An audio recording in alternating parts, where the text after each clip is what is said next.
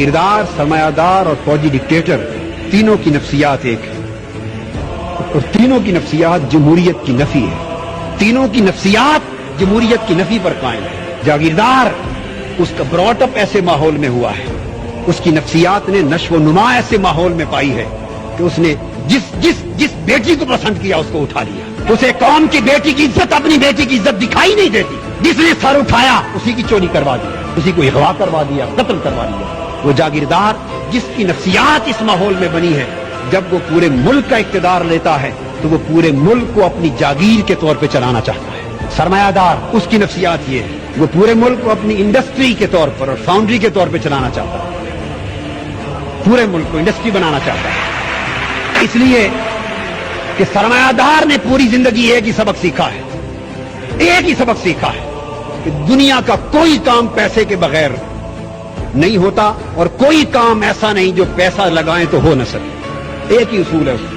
वो हर एक को खरीदना जानता है।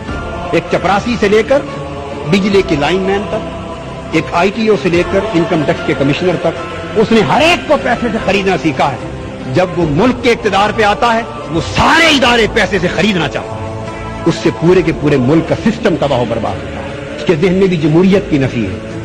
और फौजी डिक्टेटर, उसने भी जिंदगी भर एक ही बात सीखी है कि जो हुक्म दूं आगे नो की किसी को जुर्रत ना हो।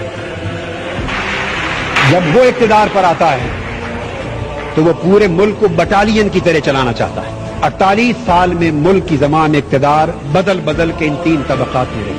यही वजह है कि चेहरे ही बदलते रहे हैं। निजाम न बदलना था, न बदल सका और न बदलेगा जब तक इख्तिदार की कुर्सियों पर जागीरदार, सरमायादार, वडेरे काबिज हैं। उस वक्त तक इस मुल्क की तकदीर, इस मुल्क का निजाम, इस मुल्क के गरीब का मुकद्दर कभी बदल नहीं सकता। अगर गरीब को अपना मुकद्दर बदलना है तो इख्तिदार इनसे छीनना होगा, इन ऐवानों से इनको निकालना होगा। इनकलाब नारों से भी नहीं आएगा। इनकलाब खून मांगता है, खून मांगता है। इनकलाब कुर्बानियां मांगता है।